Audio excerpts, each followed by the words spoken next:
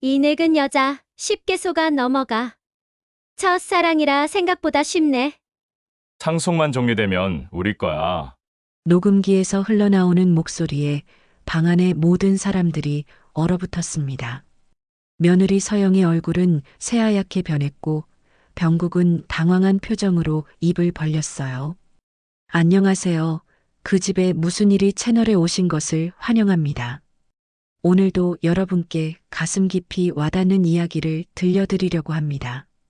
혹시 저희 채널이 처음이시라면 구독과 좋아요, 알림 설정까지 눌러주시면 더 많은 감동적인 이야기를 만나보실 수 있어요. 그럼 지금부터 차근차근 들려드리겠습니다. 충청도의 작은 읍내에는 아직도 정겨운 골목길이 남아 있었습니다. 그 골목 한복판에 자리 잡은 은자 약국은 벌써 30년 넘게 동네 사람들의 아픈 곳을 어루만져주는 곳이었죠. 약국 문을 열고 들어서면 은은한 약 냄새와 함께 주인 은자의 따뜻한 미소가 손님들을 맞이했습니다. 어서 오세요. 어디가 불편하세요? 은자는 올해 59살, 머리는 반백이 되었지만 눈빛만큼은 여전히 맑고 온화했습니다. 재혼한 남편을 사별한 지도 벌써 5년이 흘렀지만 혼자서도 약국을 꾸려나가는데 큰 어려움은 없었어요. 오히려 단골 손님들과 나누는 정겨운 대화가 외로움을 달래주는 약이 되곤 했죠. 아침 8시 은자는 어김없이 약국 문을 열었습니다. 가장 먼저 들어오는 손님은 항상 옆집 분식집 아주머니였어요. 당뇨약을 먹고 있는 분이라 매일 아침 혈당을 재러 오시거든요. 어머니, 어제 저녁에 또 단 거 드셨죠? 혈당이 조금 높네요. 아이고, 들켰네요. 손자가 사온 케이크를 조금만 먹었는데. 그러시면 안 되죠. 건강이 제일 중요한데. 은자는 혈당 측정기를 정리하며 미소를 지었습니다. 이런 일상적인 대화들이 은자에게는 소중한 시간이었거든요. 누군가와 마음을 나누고 서로의 안부를 묻는 것만으로도 하루가 충만해졌어요. 오전 10시쯤에는 동네 할머니들이 삼삼오오 몰려들곤 했습니다. 파스를 사러 온다는 핑계였지만 실제로는 수다를 떨기 위해서였죠. 송 약사님은 참 복이 있어. 약국도 잘 되고 아들도 효자고. 맞아, 며느리도 괜찮은 것 같던데? 요즘 며느리들이 시어머니를 안 챙기는데 약사님 며느리는 자주 오더라. 할머니들의 말에 은자는 미소를 지었지만 마음 한구석에는 복잡한 감정이 일었습니다. 정말로 자신이 복이 있는 걸까요? 겉으로 보기에는 그럴듯해 보이지만 뭔가 허전한 기분을 떨칠 수가 없었어요. 그런가요? 며느리가 그렇게 보이나 보네요. 은자의 대답은 담담했지만 속으로는 다른 생각을 하고 있었습니다. 며느리 서영이는 자주 찾아오는 건 맞지만 그때마다 느끼는 묘한 불편함을 어떻게 설명해야 할까요? 점심시간이 되자 은자는 혼자 약국 뒷방에서 도시락을 꺼내 먹었습니다. 매일 아침 직접 싸온 김밥과 반찬들이었죠. 혼자 먹는 밥이 이렇게 석을 풀 줄 몰랐습니다. 젊을 때는 항상 누군가와 함께 밥을 먹었는데 이제는 혼자만의 시간이 더 많아졌어요. 나도 이제는 편히 살아야지. 은자는 젓가락을 놓으며 스스로에게 다짐해 보았습니다. 평생 남편과 아들, 그리고 시부모님을 모시며 살아왔으니 이제는 자신을 위한 시간을 가져도 되지 않을까요? 하지만 정작 자신만을 위해 시간을 쓰려고 하니 무엇을 해야 할지 막막했습니다. 그동안 늘 누군가를 돌보는 것이 삶의 전부였는데 이제야 혼자만의 시간이 주어지니 오히려 어색했어요. 오후가 되자 단골 고객들이 하나둘 들어오기 시작했어요. 혈압약을 타러 온 아저씨는 매주 화요일마다 어김없이 찾아왔고 소화제가 필요한 아주머니는 항상 같은 브랜드만 고집했습니다. 감기약을 사러 온 고등학생은 어머니가 써준 메모를 들고 와서는 수줍게 약을 달라고 했어요. 약사님, 덕분에 장이 많이 좋아졌어요. 정말 고마워요. 천만에요. 몸조리 잘하시고 또 불편하시면 언제든 오세요. 이런 순간들이 은자에게는 가장 보람된 시간이었어요. 누군가의 아픔을 덜어주고 건강을 되찾는데 도움을 줄 수 있다는 것이 약사로서의 자부심이었죠. 하지만 손님들이 모두 돌아간 저녁 시간이 되면 은자는 다시 혼자가 되었습니다. 약국 정리를 마치고 집으로 돌아가는 길, 가로등 불빛 아래로 긴 그림자가 따라왔어요. 은자의 집은 약국에서 걸어서 10분 거리에 있는 단독주택이었습니다. 남편이 살아있을 때 함께 마련한 집이라 추억이 곳곳에 배어 있었죠. 마당에는 남편이 심어놓은 감나무가 여전히 매년 가을이면 달콤한 열매를 맺어주고 있었어요. 현관문을 열고 들어서자 조용한 정막이 은자를 맞이했습니다. 거실 소파에 앉아 텔레비전을 틀었지만 소리만 들릴 뿐 내용은 머릿속에 들어오지 않았어요. 이런 저녁 시간이 가장 외로웠습니다. 은자의 인생을 돌아보면 참으로 파란만장했습니다. 25에 첫 결혼을 해서 남편과 행복한 시간을 보냈지만 35에 남편이 갑작스럽게 세상을 떠났어요. 그 후 홀로 아들 준호를 키우며 약대를 졸업하고 약국을 차린 것이 벌써 30년 전 일이었습니다. 45에 재혼을 했지만 그 남편마저 병으로 먼저 세상을 떠났죠. 2번의 사별을 겪으며 은자는 많은 것을 배웠습니다. 사람은 언제든 떠날 수 있다는 것, 그래서 매 순간을 소중히 여겨야 한다는 것, 그리고 결국 자신에게 의지할 수 있는 사람은 자신뿐이라는 것을요. 그때 현관문에서 초인종 소리가 들려왔어요. 시계를 보니 저녁 9시가 넘은 시간이었습니다. 누가 이런 시간에 왔을까 궁금해하며 문을 열어보니 며느리 서영이가 서 있었어요. 어머니, 안녕하세요. 늦은 시간에 죄송해요. 근처에 일이 있어서 들렀어요. 서영은 언제나 깔끔하게 차려입고 있었습니다. 프리랜서 마케터로 일한다고 했는데 항상 세련된 옷차림이었어요. 손에는 고급 포장지에 쌓인 과자 상자를 들고 있었습니다. 이런 걸 왜 또 사왔니? 돈이 아깝잖아. 은자는 시어머니답게 반말로 말했지만 서영을 집 안으로 들어오라고 손짓했어요. 어머니, 뭘 그런 말씀을요. 어머니가 평생 고생하시면서 모아놓으신 거 생각하면 이 정도는 아무것도 아니에요. 서영의 말에는 어딘가 의미심장한 뉘앙스가 섞여 있었습니다. 특히 모아놓으신 거라는 표현이 묘하게 신경 쓰였어요. 은자는 그런 서영을 바라보며 불편함을 느꼈지만 곧 그런 생각을 떨쳐냈습니다. 어머니, 혹시 요즘 외로우세요? 준호 씨도 바쁘고. 서영이 걱정스럽다는 듯이 물어봤지만 은자는 괜찮다는 듯 손을 저었어요.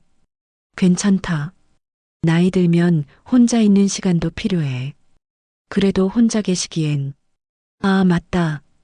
어머니, 혹시 옛날 동창분들하고는 연락하고 지내세요? 갑자기 서영이 이상한 질문을 했습니다. 은자는 고개를 갸우뚱했어요. 동창이라. 워낙 오래되어서 연락하고 지내는 사람이 별로 없지. 왜 갑자기 그런 걸 물어보니? 아, 그냥요. 어머니 또래분들 보면 동창회도 자주 하시고 그러시더라고요. 그런 모임 있으시면 좋을 것 같아서요. 자연스럽게 꺼낸 며느리의 말이 은자에게는 왠지 다른 의도가 있는 것처럼 느껴졌습니다. 하지만 구체적으로 뭐가 이상한지는 말할 수 없었어요. 그저 가슴 한구석이 답답해지는 느낌이었죠. 서영이가 돌아간 후 은자는 며느리의 동창회 질문이 자꾸 마음에 걸렸어요. 왜 갑자기 그런 걸 물어봤을까요? 며칠 후 정말로 뜻밖의 전화가 걸려왔습니다. 여보세요? 송은자 맞나요? 충청국민학교 동창회 준비위원회입니다. 거의 50년 만에 동창회를 열기로 했는데 이번 주 토요일 오후 2시에 읍내 한정식 집에서 모입니다. 참석하실 수 있나요? 은자는 깜짝 놀랐습니다. 며칠 전 서영이 동창회에 대해 물어본 것이 우연일까요? 너무 완벽한 타이밍이었어요. 그럼 한번 가보겠습니다. 토요일 오후 은자는 오랜만에 정성스럽게 차려입고 한정식 집으로 향했습니다. 들어서자 59살이 된 동창들이 모여 있었어요. 머리가 하얗게 센 사람들, 주름이 깊게 패인 얼굴들이지만 어딘가 익숙한 느낌이 있었습니다. 어머, 은자야. 정말 오랜만이다. 단짝 친구 미숙이 반갑게 손을 흔들었어요. 그런데 은자의 눈에 낯익은 뒷모습이 보였습니다. 창가에 혼자 앉아 술을 마시고 있는 남성의 뒷모습. 설마 병국이? 그가 고개를 돌리자 분명히 첫사랑 오병국이었어요. 60살이 된 병국이었습니다. 은자야. 47년 만에 재회였어요. 국민학교 시절 서로 좋아했지만 집안의 반대로 헤어져야 했던 사이였습니다. 병국아, 정말 오랜만이야. 은자의 목소리가 떨렸어요. 첫사랑의 얼굴을 다시 보니 가슴 한구석이 먹먹해졌습니다. 동창회가 시작되고 한 명씩 근황을 말하게 되었습니다. 병국의 차례가 되자 그는 술잔을 기울이며 쓸쓸하게 말했어요. 사업 망하고 지금은 하는 일도 없어. 혼자 살아. 병국의 목소리에는 깊은 절망이 배어 있었어요. 동창들이 안타까워하는 시선을 보냈습니다. 은자의 차례가 되었습니다. 난 약국을 운영하고 있어. 은자는 정말 성공했네. 우리 중에서 제일 잘 된 것 같아. 맞아, 부러워. 동창들의 부러움 섞인 시선이 느껴졌어요. 특히 병국이 자신을 바라보는 눈빛이 예전과 달랐습니다. 애틋함보다는 뭔가 계산적인 느낌이었어요.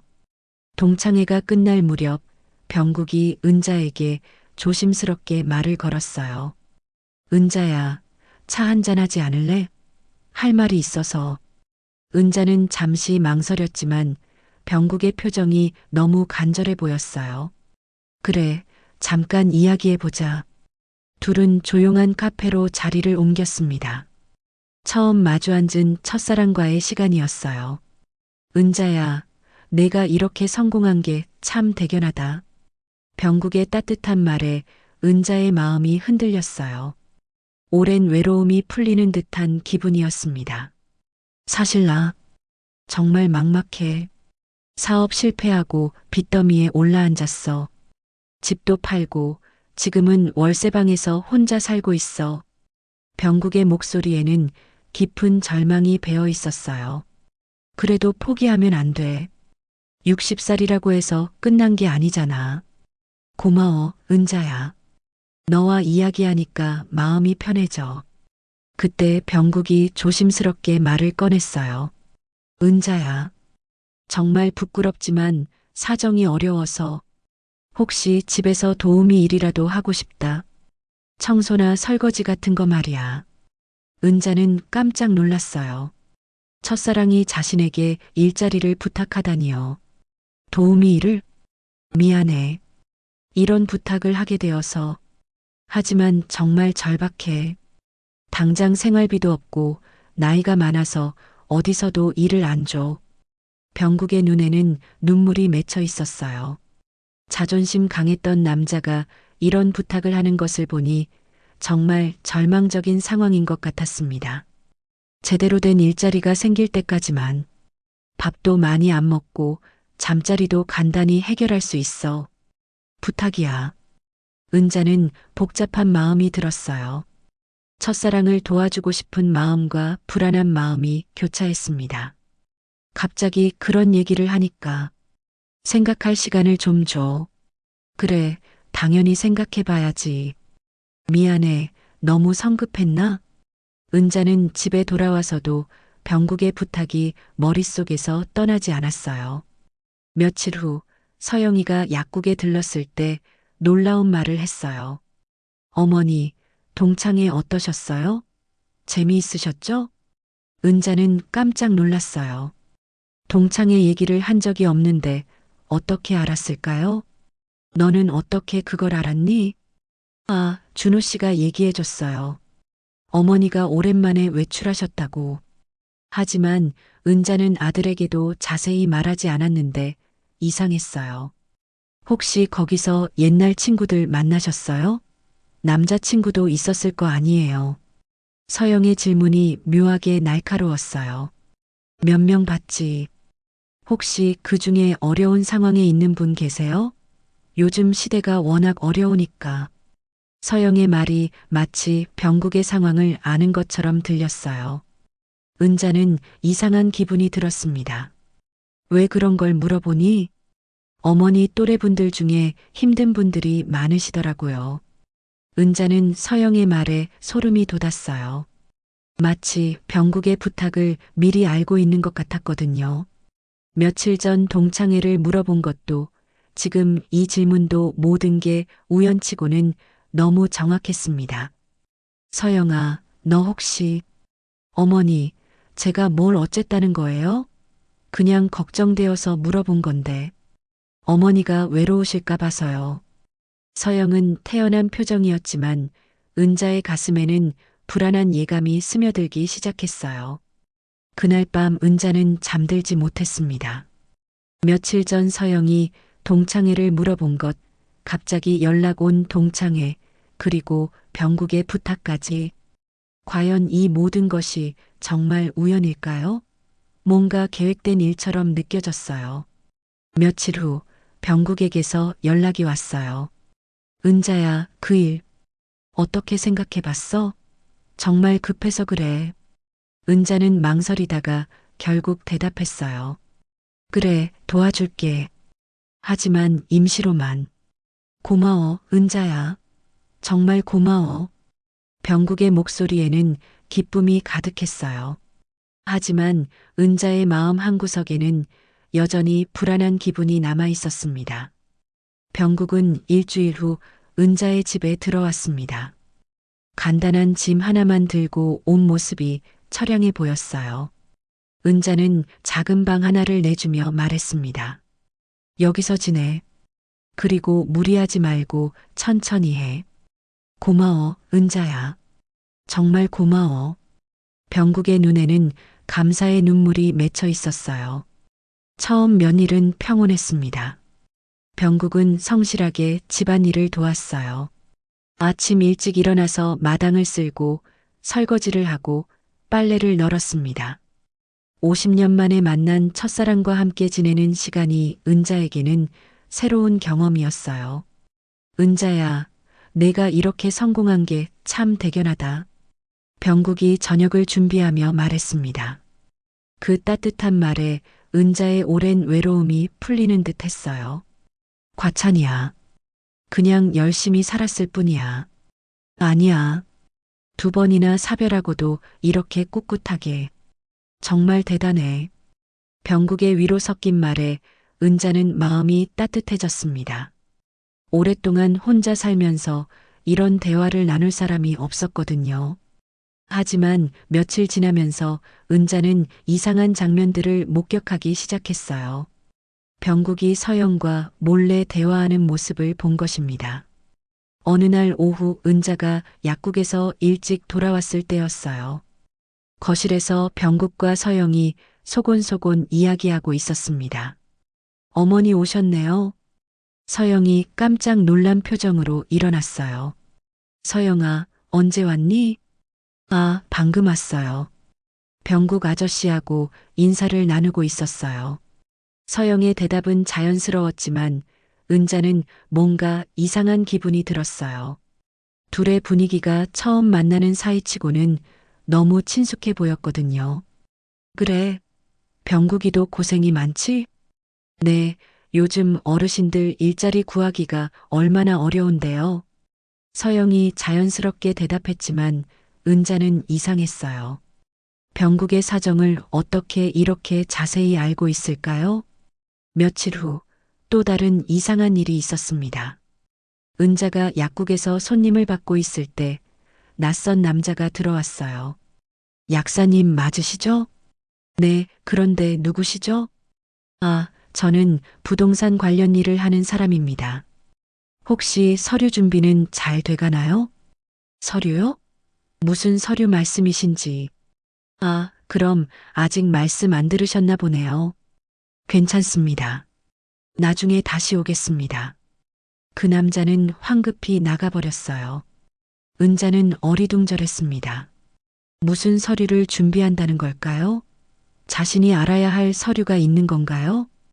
그날 저녁 은자는 병국에게 물어봤어요. 병국아, 혹시 누가 나한테 서류 준비한다는 얘기한 적 있니? 서류? 무슨 서류? 병국은 모른다는 듯 고개를 저었지만 순간 당황한 표정이 스쳐 지나갔어요. 아, 그냥 낯선 사람이 와서 이상한 말을 하고 가길래. 글쎄, 나는 모르겠는데. 아마 잘못 찾아온 게 아닐까? 병국의 대답은 자연스러웠지만 은자는 여전히 의심스러웠어요. 며칠 후 은자는 더욱 충격적인 장면을 목격했습니다. 늦은 저녁 약국 정리를 마치고 집에 돌아가는 길에 집 근처 골목에서 병국과 서영이 만나는 것을 봤어요. 은자는 몰래 숨어서 지켜봤습니다. 이번에 은자 약국 땅까지 다 정리하면 최소 15억은 나와요. 서영의 목소리가 들려왔어요. 그래, 생각보다 많네. 네, 약국 건물도 있고 집도 있고 정말 많이 모아놨더라고요. 그럼 계획대로 진행하면 되겠네. 네, 병국 오빠. 걱정 마세요. 어머니는 전혀 눈치 못 채고 계세요. 은자는 손이 덜덜 떨렸어요. 서영이 병국을 오빠라고 부른다고? 그리고 자신의 재산에 대해 이야기하고 있다니요. 그런데 정말 괜찮을까? 나중에 들키면. 오빠, 벌써부터 그런 걱정하지 마세요. 어머니는 오빠를 완전히 믿고 계시잖아요. 첫사랑이라고. 서영의 차가운 웃음소리가 들려왔어요. 그래도 조심해야 해. 은자가 워낙 똑똑하니까. 괜찮아요. 제가 다 준비해 놨으니까. 공증사무소 직원도 우리 편이고요. 은자는 더 이상 들을 수가 없었어요. 다리가 후들거려 그 자리에 주저앉을 뻔했습니다. 자신이 가장 믿었던 사람들이 자신을 속이고 있었던 거예요. 집으로 돌아가는 길, 은자의 머릿속은 복잡했습니다. 병국과 서영이 어떻게 아는 사이일까요? 그리고 15억이라는 돈은 무슨 얘기일까요? 집에 도착했을 때 병국은 평소처럼 자연스럽게 맞이했어요. 은자야, 늦었네. 저녁 준비해놨어. 고마워. 은자는 최대한 태연한 척했지만 마음은 무너져 내리고 있었어요. 방금 전까지 서영과 자신에 대해 음모를 꾸미고 있던 사람이 이렇게 자연스럽게 굴 수 있다니요. 은자야, 괜찮아? 얼굴이 안 좋아 보이는데. 아니야, 그냥 좀 피곤해서. 그럼 일찍 쉬어. 내가 설거지 할게. 병국의 다정한 말투가 이제는 소름 끼치게 느껴졌어요. 모든 게 연기였던 건가요? 그날 밤 은자는 잠들지 못했습니다. 병국과 서영의 대화가 계속 머릿속을 맴돌았어요. 15억, 공증사무소, 계획대로 진행. 도대체 무슨 일이 벌어지고 있는 걸까요? 은자는 결심했어요. 진실을 알아내야겠다고. 자신이 어떤 위험에 처해 있는지 정확히 파악해야 했습니다. 다음 날 아침 은자는 평소처럼 약국에 출근했지만 마음은 전혀 평온하지 않았어요. 단골 손님들과 나누는 대화도 귀에 들어오지 않았습니다. 계속해서 어젯밤 들은 그 대화가 생각났거든요. 점심시간이 되자 은자는 결심을 굳혔습니다. 뭔가 조치를 취해야 할 때였어요. 하지만 누구를 믿어야 할지 모르겠었습니다. 아들 준호도 서영의 편인 것 같고 주변에 도움을 요청할 사람이 없었어요. 그때 문득 생각난 사람이 있었어요. 예전에 동네에서 무료 법률 상담을 해주던 공증사무소 직원이었습니다. 혹시 그 사람이 아직 일하고 있다면 조언을 구할 수 있을지도 모르겠어요. 은자는 오후에 약국을 잠깐 비우고 공증사무소로 향했습니다. 뭔가 대책을 세워야 했어요. 더 늦기 전에 말입니다. 은자가 공증사무소에 도착했을 때 다행히 기억하고 있던 그 직원이 아직 그곳에서 일하고 있었어요. 45살 정도 되어 보이는 남성으로 예전에 동네 어르신들의 법률 상담을 자주 도와주던 분이었습니다. 오랜만이네요. 무슨 일로 오셨어요? 실은 좀 이상한 일이 있어서요. 혹시 시간 되시면 상담을 좀. 물론이죠. 어서 앉으세요. 은자는 조심스럽게 최근에 일어난 일들을 설명했어요. 병국이 들어온 것, 서영의 이상한 질문들, 그리고 어젯밤 들은 충격적인 대화까지. 그런 일이 있으셨군요. 정말 조심하셔야겠어요. 그 직원의 표정이 심각해졌습니다. 혹시 최근에 서류에 도장을 찍으신 적이 있나요? 아무리 사소한 것이라도요. 아직은 없어요. 하지만 병국이 며칠 전부터 이상한 얘기를 하더라고요. 어떤 얘기요? 나중에 혹시 치매라도 오면 곤란하니까 미리 대비해 두자고 공증사무소 서류를 권하던데요. 그 순간 직원의 얼굴이 굳어졌어요. 어머니, 그거 절대 함부로 서명하시면 안 됩니다. 요즘 그런 식으로 재산을 노리는 사기가 정말 많아요. 정말요? 네. 사전 의료 위임이라고 속여서 실제로는 재산 위임 서류에 도장을 찍게 하는 수법이에요. 한번 서명하면 되돌리기 어려워집니다. 은자는 소름이 돋았어요. 정말로 위험한 상황에 있었던 거예요. 며칠 후 예상했던 일이 벌어졌습니다. 병국이 은자에게 조심스럽게 말을 꺼냈어요. 은자야, 나이가 들면서 걱정이 많아져서 그러는데 혹시 치매라도 오면 곤란하잖아. 미리 대비해 두는 게 어떨까? 무슨 대비? 공증사무소에서 서류 하나만 작성하면 돼. 만약의 경우를 대비한 거야. 병국이 가져온 서류를 보니 겉으로는 사전 의료 위임이라고 적혀 있었어요. 하지만 은자는 이미 알고 있었습니다. 분명 뒷장에 다른 내용이 숨어 있을 거라는 것을요. 갑자기 왜 이런 생각을 하게 됐어? 아, 그냥. 서영이가 요즘 다들 이렇게 한다고 하더라고. 걱정 말라면서. 역시 서영이 관련되어 있었어요. 은자는 최대한 자연스럽게 대답했습니다. 그래. 그럼 천천히 생각해 볼게. 응, 급한 건 아니니까. 하지만 병국의 눈빛에는 조급함이 보였어요. 그날 저녁 서영이가 집에 들렀어요. 평소보다 더 다정한 표정으로 말했습니다. 어머니, 병국 아저씨가 서류 얘기했다면서요? 응, 그런 얘기를 하더라. 어머니, 요즘 다들 그렇게 해요. 미리 준비해 두시는 게 좋을 것 같아요. 걱정 마세요. 서영이 옆에서 거드는 모습을 보니 정말로 둘이 짜고 치는 고스톱이었어요. 그런가? 그럼 한번 생각해 볼게. 네, 어머니. 그런데 너무 오래 미루지는 마세요. 이런 건 빨리 하는 게 좋거든요. 서영의 말투에는 은근한 압박이 느껴졌어요. 며칠 후 병국이 다시 서류 얘기를 꺼냈어요. 은자야, 그 서류 생각해 봤어? 응, 그런데 내가 직접 공증사무소에 가서 확인해 보고 싶어. 그럴 필요 없어. 내가 다 알아봤으니까. 아니야, 내가 직접 보고 싶어. 중요한 일인데. 병국의 표정이 순간 굳어졌어요. 은자야, 나를 믿지 못하겠어? 그런 게 아니라, 그냥 확인해 보고 싶은 거야. 알겠어. 그럼 내일 함께 가자. 병국이 마지못해 동의했지만 표정이 좋지 않았어요. 그날 밤 은자는 또다시 병국과 서영이 만나는 장면을 목격했습니다. 이번에는 더 가까이에서 들을 수 있었어요. 내 어머니가 공증사무소에 직접 가고 싶단다. 그래. 그럼 어떻게 해야 하지? 괜찮아. 우리가 아는 직원한테 미리 얘기해 놨으니까. 은자가 뭘 물어봐도 우리 편에서 대답할 거야. 정말? 그럼 다행이네. 네, 오빠. 일단 어머니는 아무것도 모르세요. 서류만 잘 처리하면 돼요. 은자는 충격을 받았어요. 공증사무소 직원까지 그들 편이라니요. 그럼 누구를 믿어야 할까요?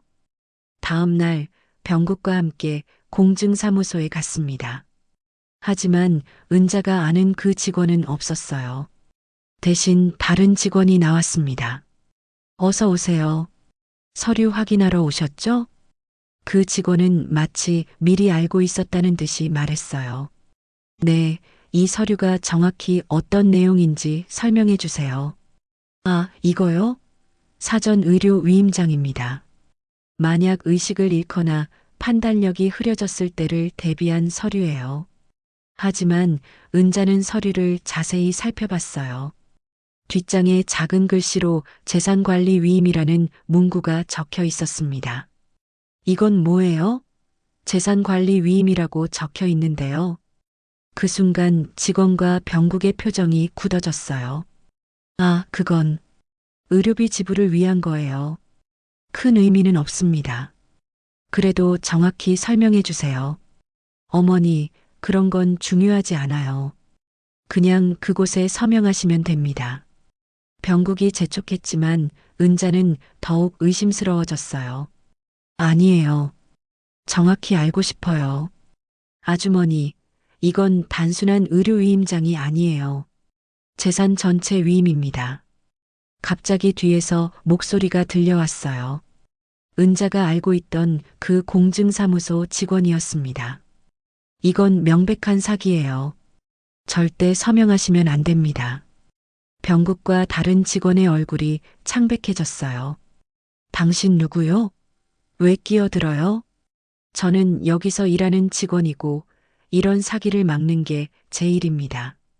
은자는 그제야 모든 것을 확실히 알았어요. 정말로 자신을 속이려던 거였습니다. 병국아, 이게 무슨 일이야? 은자야, 오해야. 정말 오해라고. 하지만 병국의 변명은 설득력이 없었어요. 은자의 가슴은 무너져 내리고 있었습니다. 은자는 공증사무소에서 나와 집으로 돌아가는 길이 험난했어요. 다리가 후들거려 제대로 걸을 수가 없었습니다. 병국은 계속 변명을 늘어놓았지만 은자는 한마디도 듣고 싶지 않았어요. 은자야, 정말 오해야. 내가 왜 너를 속이겠어? 그만해. 더 이상 말하지 마. 집에 도착하자마자 은자는 병국에게 말했습니다. 짐 싸서 나가. 은자야, 제발 내 말 좀 들어봐. 정말 오해라고. 오해? 내가 직접 들었어. 서영이랑 너랑 내 재산 얘기하는 거. 병국의 얼굴이 하얗게 변했어요. 그걸 언제 들었어? 며칠 전부터 다 알고 있었어. 15억 계획대로 진행. 다 들었다고. 이제 더 이상 숨길 수 없다는 걸 안병국의 태도가 돌변했어요. 그래, 맞아. 우리가 계획한 거야. 그런데 뭐 어때? 어차피 너 혼자 다 가져봤자 뭐해? 갑자기 차가워진 병국의 목소리에 은자는 소름이 돋았어요. 내가 정말 그런 사람이었어? 은자야, 현실을 봐. 너도 나이 들었고 자식들도 결국 내 돈만 노리는 거 아니야? 차라리 나랑 함께 쓰는 게 낫잖아. 나가. 지금 당장 나가. 은자가 소리를 지르자 병국은 비웃었어요. 좋아, 나가줄게. 하지만 은자야, 이미 늦었어. 우리 계획은 이미 진행되고 있거든. 무슨 소리야? 서영이가 이미 준비를 다 해놨어. 너도 곧 알게 될 거야. 병국은 짐을 챙겨나가면서 마지막으로 소름 끼치는 말을 남겼어요. 은자야, 조심해. 세상은 생각보다 무서운 곳이야.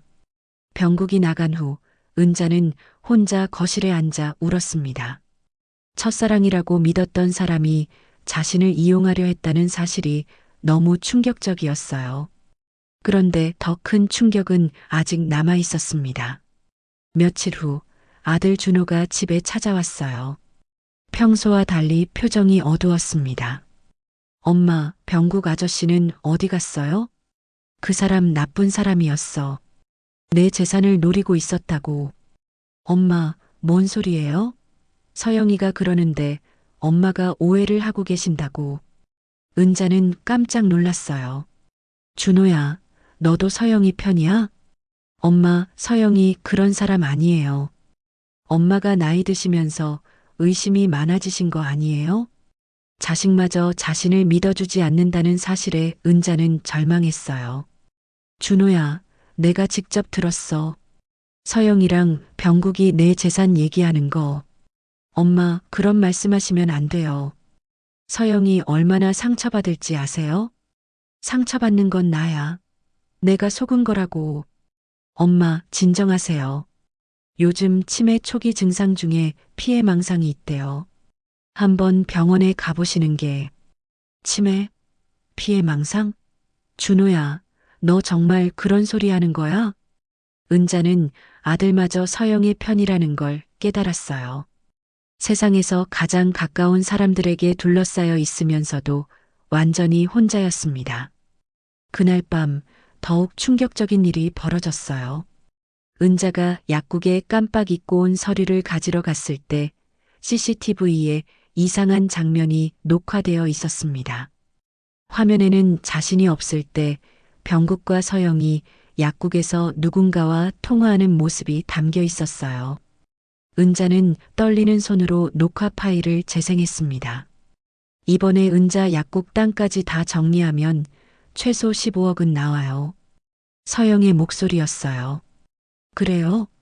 그럼 우리 몫은 얼마나 되는 거예요? 낯선 남자의 목소리가 들렸어요. 3억 정도는 될 거예요. 나머지는 저희가. 좋네요. 그럼 서류 처리는 언제 할 건가요? 곧 할 거예요. 은자가 완전히 속아 넘어갔으니까. 병국의 목소리였어요. 이 늙은 여자 쉽게 속아 넘어가네. 맞아요. 첫사랑이라니까 완전히 넘어갔어요. 그럼 상속만 정리되면 우리네요. 은자는 녹음기를 끄고 그 자리에 주저앉았어요. 손이 덜덜 떨렸습니다. 이들이 얼마나 치밀하게 계획했는지 이제야 알겠었어요. 더욱 충격적인 건 또 다른 사실이었어요. 녹화된 날짜를 보니 병국이 집에 들어오기 전이었습니다. 즉, 동창회도 병국의 부탁도 모든 게 미리 계획된 일이었던 거예요. 은자는 복사기로 CCTV 영상을 복사했어요. 증거를 확보해야 했습니다. 집으로 돌아가는 길에 은자는 생각했어요. 누구에게 도움을 요청해야 할까요? 아들은 서영의 편이고 경찰에 가봤자 아직 실제 피해가 없으니 움직여주지 않을 거예요. 그때 공증사무소에서 도움을 준 그 직원이 생각났어요. 그 사람만이 자신을 믿어줄 것 같았습니다. 다음 날 은자는 다시 공증사무소를 찾아갔어요. 어머니, 어떻게 되셨어요? 이것 좀 봐주세요. 은자가 CCTV 복사본과 녹취록을 보여주자 그 직원의 표정이 심각해졌어요. 이건 정말 심각한 사기네요. 어머니, 이미 어디 서류에 서명하신 건 없죠? 아직 없어요. 그런데 이제 어떻게 해야 하죠? 일단 모든 통장과 인감을 안전한 곳에 보관하세요. 그리고 절대 혼자 만나지 마세요. 하지만 제 아들까지 그 사람들 편인데, 그럼 더욱 조심하셔야 해요. 가족이 연루되면 더 복잡해지거든요. 은자는 절망적이었어요. 믿을 사람이 아무도 없었습니다. 어머니, 제가 아는 변호사 한 분이 있어요. 한번 상담을 받아보시는 게 어떨까요? 정말요? 네, 이런 사건을 많이 담당하신 분이에요. 도움이 될 거예요. 은자에게 희망의 빛이 보이기 시작했어요. 하지만 서영과 병국이 가만히 있을 리 없었습니다. 이들의 계획은 이미 다음 단계로 넘어가고 있었어요. 그날 저녁 집에 돌아온 은자는 이상한 낌새를 느꼈어요. 뭔가 집안이 달라진 것 같았습니다. 혹시 누군가 들어왔다 간 건 아닐까요? 은자는 중요한 서류들을 확인해 봤어요. 다행히 통장과 인감은 그대로 있었지만 뭔가 불안한 기분을 떨칠 수 없었습니다. 그때 현관에서 초인종 소리가 들려왔어요. 누군가 찾아온 것 같았습니다. 현관문을 열어보니 서영이 서 있었어요. 평소와 달리 표정이 차갑게 굳어 있었습니다. 어머니, 안녕하세요. 서영아, 너 왜 왔니? 들어가도 될까요? 할 말이 있어서요. 은자는 불안했지만 거절할 수 없었어요. 서영이가 거실에 앉자 분위기가 싸늘해졌습니다. 어머니, 병국 아저씨한테 들었어요. 오해가 있으신 것 같던데요. 오해? 내가 직접 들었는데 무슨 오해야? 서영이 얼굴에서 가면이 벗겨지기 시작했어요. 어머니, 이제 그만하세요. 어차피 다 들킨 것 같으니까 솔직히 얘기할게요. 뭐라고? 네, 맞아요. 우리가 계획한 거예요. 그런데 어머니도 생각해 보세요.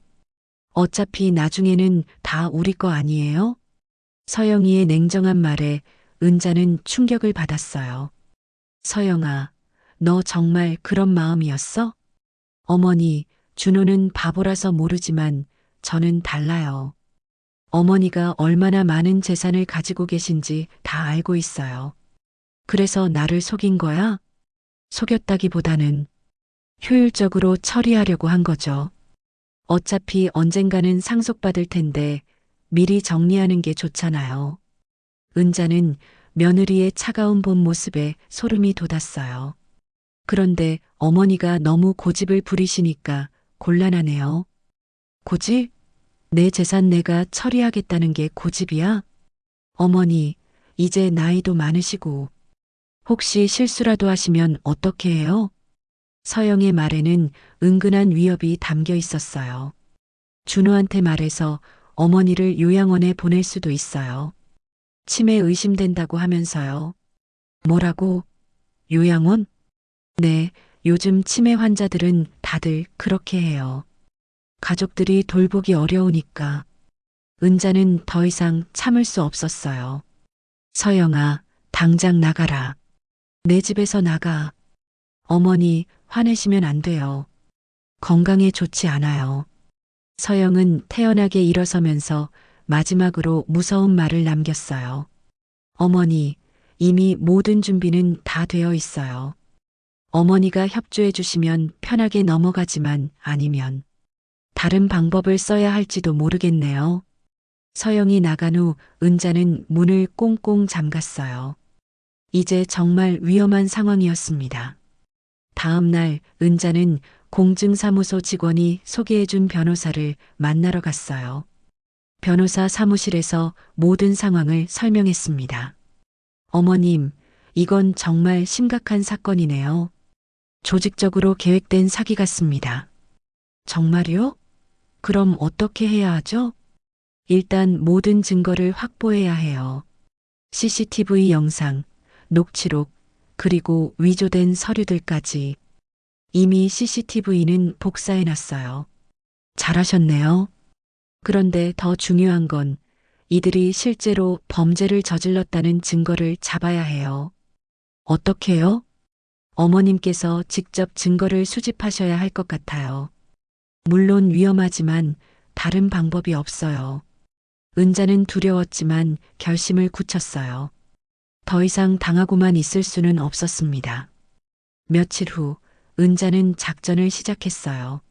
먼저 서영에게 전화를 걸어 항복하는 척했습니다. 서영아, 내가 생각해 봤는데 너 말이 맞는 것 같아. 어머니, 정말이요? 서영의 목소리가 갑자기 밝아졌어요. 그래, 나이 들어서 혼자 관리하기도 어렵고 너희한테 맡기는 게 나을 것 같아. 어머니, 정말 현명한 판단이세요. 그런데 병국이는 어디 있어? 아, 병국 오빠요? 잠깐 피해 있어요. 어머니가 화나실까 봐서요. 그 사람도 불러. 같이 얘기해야지. 네, 알겠어요. 내일 저녁에 만날까요? 그래, 우리 집에서. 은자는 변호사와 공증사무소 직원에게 연락했어요. 내일 저녁 모든 걸 끝낼 계획이었습니다. 다음 날 저녁 서영이와 병국이가 함께 왔어요. 둘 다 승리자의 표정을 짓고 있었습니다. 은자야, 현명한 결정이야. 어머니, 정말 좋은 선택하셨어요. 은자는 손으로 녹음기를 켜면서 말했어요. 그런데 정확히 어떻게 하는 건지 설명해줘. 간단해요, 어머니. 여기 서류에 도장만 찍으시면 돼요. 서영이 가져온 서류를 보니 역시 재산 전체를 위임하는 내용이었어요. 이거라면 내 재산이 다 너희 거가 되는 거야? 그런 셈이죠. 하지만 어머니도 편하게 지내실 수 있어요. 그럼 내가 요양원에 가는 거고 꼭 그런 건 아니에요. 하지만 그게 어머니한테도 좋을 것 같아요. 병국이 대답했어요. 그리고 은자야, 이미 준호도 동의했어. 준호도? 네, 어머니. 준호도 이게 최선이라고 생각해요. 은자는 충격을 받았지만 계속 연기했어요. 그럼 내 약국은 어떻게 되는 거야? 그것도 다 정리할 거예요. 땅값만 해도 10억은 넘을 거니까. 10억? 네, 어머니가 모르셨겠지만 그 땅 정말 비싸졌어요. 서영이 자세히 설명하기 시작했어요. 약국 건물 포함해서 12억, 집이 5억, 예금이 3억. 총 20억 정도 될 거예요. 20억? 네, 저희가 다 알아봤어요. 어머니 혼자서는 관리하기 어려울 거예요. 은자는 충분한 증언을 확보했다고 생각했어요. 그런데 너희들은 얼마나 가져갈 거야? 저희요? 그냥 관리비 정도만. 병국이 거짓말했지만 서영이 진실을 말했어요. 어머니, 솔직히 말씀드릴게요. 관리비로 반 정도는 필요해요. 반? 네, 10억 정도요. 그래야 제대로 관리할 수 있어요. 은자는 이제 충분하다고 생각했어요. 모든 대화가 녹음되고 있었습니다. 알겠어. 그럼 도장을 찍을게. 어머니, 정말이요? 그런데 잠깐. 은자는 방으로 들어가는 척 하더니 미리 준비해둔 신호를 보냈어요. 문 밖에서 기다리고 있던 변호사와 공증사무소 직원이 들어왔습니다. 어머님, 시간 됐습니다. 서영과 병국의 얼굴이 하얗게 변했어요. 이분들은 누구세요? 내가 부른 사람들이야. 너희들 하는 짓을 다 봐야 하니까. 은자가 녹음기를 꺼내자 둘의 얼굴이 완전히 굳어졌어요. 어머님, 녹음이 모두 끝났습니다. 변호사가 말하자 서영과 병국은 당황한 표정으로 서로를 바라봤어요. 어머니, 이게 뭐예요? 왜 갑자기 이런 분들을? 서영아, 이제 그만해. 다 끝났어. 은자가 차분하게 말하자 병국이 급하게 일어섰어요. 은자야, 우리 얘기 좀 해보자. 오해가 있는 것 같은데. 오해? 방금 전까지 내 재산 20억을 반으로 나눠 가지겠다고 했잖아. 변호사가 녹음기를 재생했어요. 방금 전 대화가 선명하게 들려왔습니다. 관리비로 반 정도는 필요해요. 10억 정도요. 서영의 목소리가 또렷하게 들렸어요. 이건 단순한 오해예요. 저희가 그런 뜻으로 한 얘기가 아니라. 그럼 어떤 뜻이었는데? 공증사무소 직원이 냉정하게 물었어요. 저희는 정말 어머니를 위해서 요양원에 보내겠다고 협박한 것도 어머니를 위해서였나요? 변호사가 또 다른 녹음 파일을 재생했어요. 준호 씨한테 말해서 어머니를 요양원에 보낼 수도 있어요. 치매 의심된다고 하면서요. 서영의 협박하는 목소리가 생생하게 들렸습니다. 이것도 오해세요. 저는 그냥 그만하세요, 서영 씨. 변호사가 단호하게 말했어요. 이미 충분한 증거가 확보되었습니다. 사기 시도, 협박, 재산 편취 시도, 모든 게 녹음되어 있어요. 그때 서영이 갑자기 화를 냈어요. 좋아요. 맞아요. 저희가 계획한 거예요. 그런데 뭐 어때요? 어차피 늙어서 다 죽을 텐데. 서영아. 병국이 말렸지만 이미 늦었어요. 어머니는 자식도 없고 혼자 살면서 그 많은 돈 뭐 하려고 해요? 저희가 가져가면 안 돼요? 서영의 진짜 모습이 드러났어요. 그리고 병국 오빠도 불쌍하잖아요. 사업 망해서 빈털터리인데 옛날 연인이라도 도와줘야 하는 거 아니에요? 서영아, 입 닥쳐. 병국이 소리쳤지만 서영은 멈추지 않았어요. 준호 씨도 바보라서 모르지만 어차피 상속받을 거 미리 받는 게 뭐가 잘못이에요? 준호도 알고 있었다는 거야? 은자가 물었지만 서영은 고개를 저었어요. 아니요, 준호는 몰라요. 너무 순진해서. 그제야 은자는 안도했어요. 아들만큼은 이 음모에 빠지지 않았다는 걸 알았거든요. 하지만 어머니, 저희가 한 일이 그렇게 나쁜 건가요? 어차피 그만해.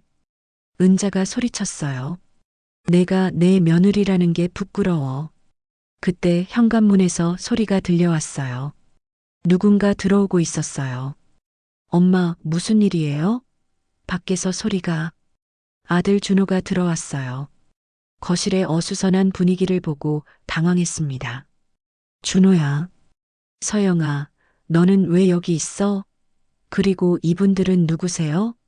준호가 변호사와 공증사무소 직원을 보며 물었어요. 준호야, 앉아. 내가 알아야 할 일이 있어. 은자가 차근차근 설명하기 시작했어요.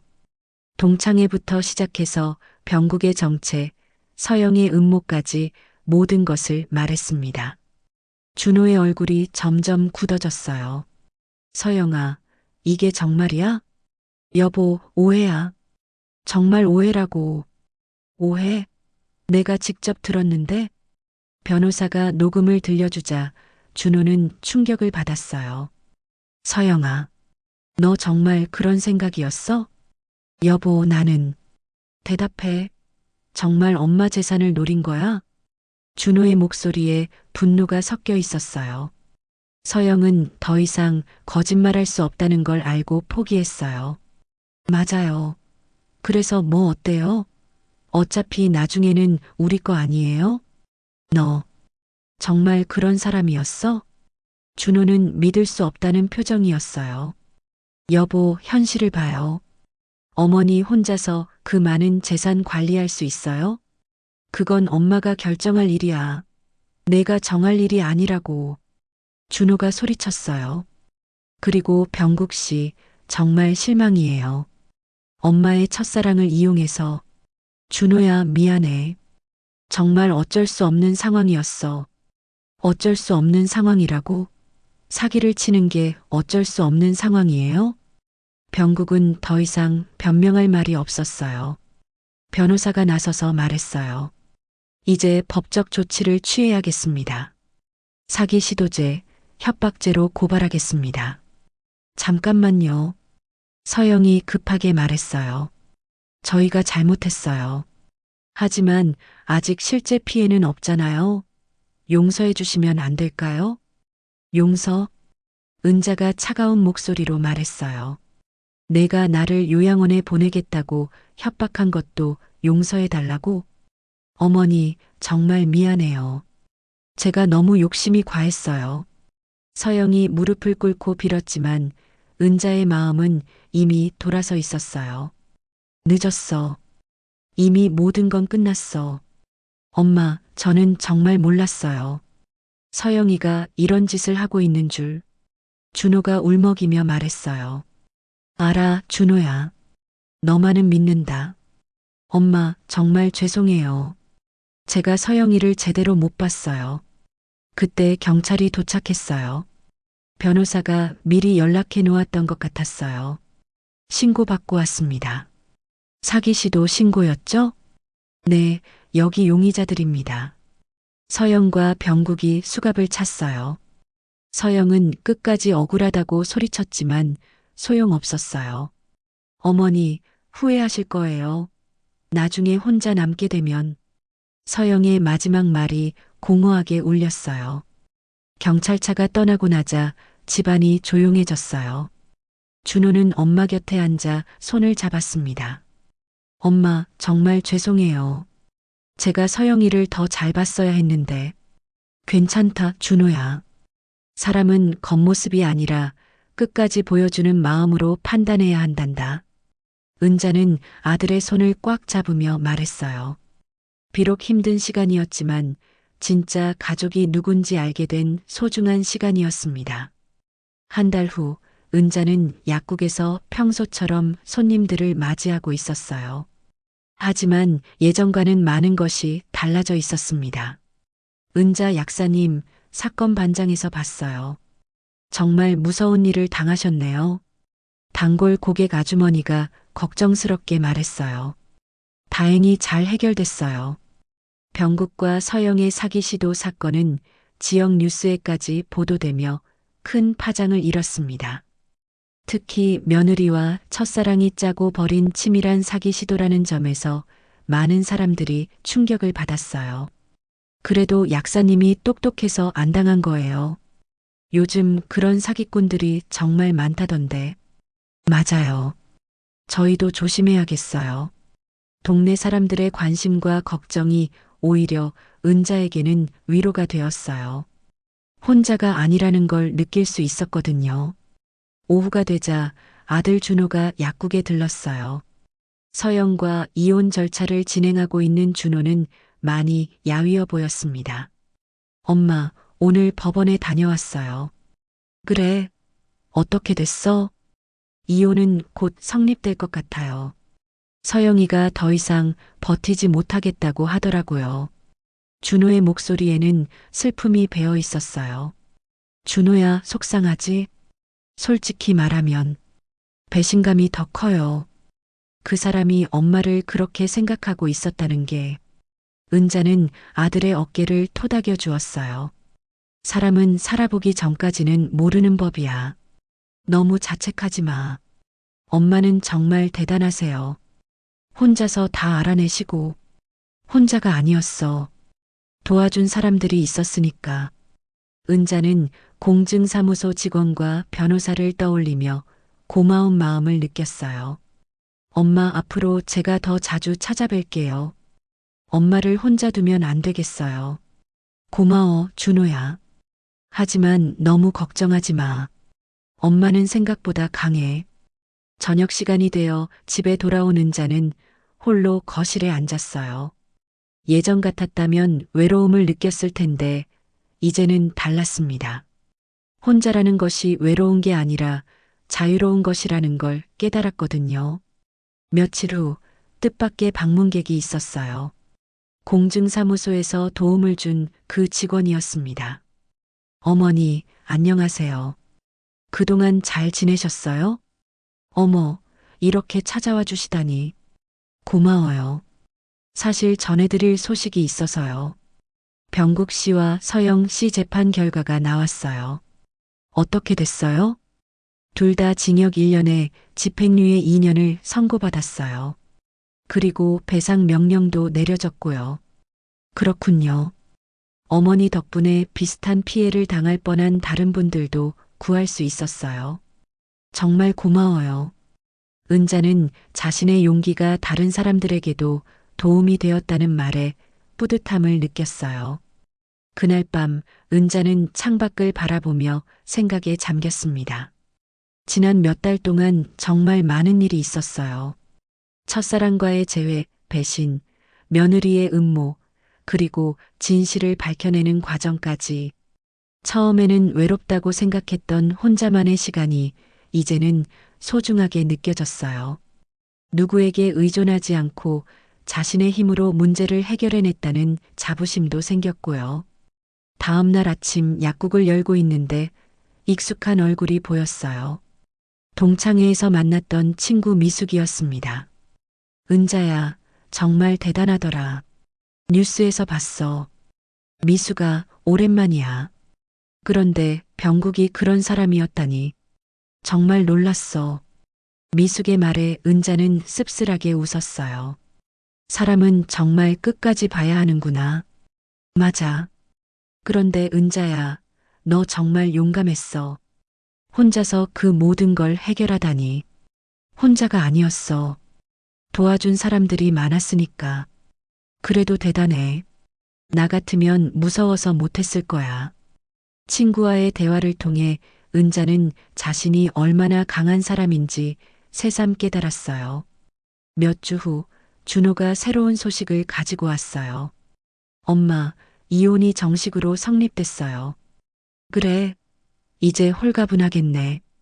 네, 그런데 엄마. 제가 당분간 엄마 집 근처로 이사를 하려고 해요. 왜? 내가 살던 집이 좋은데.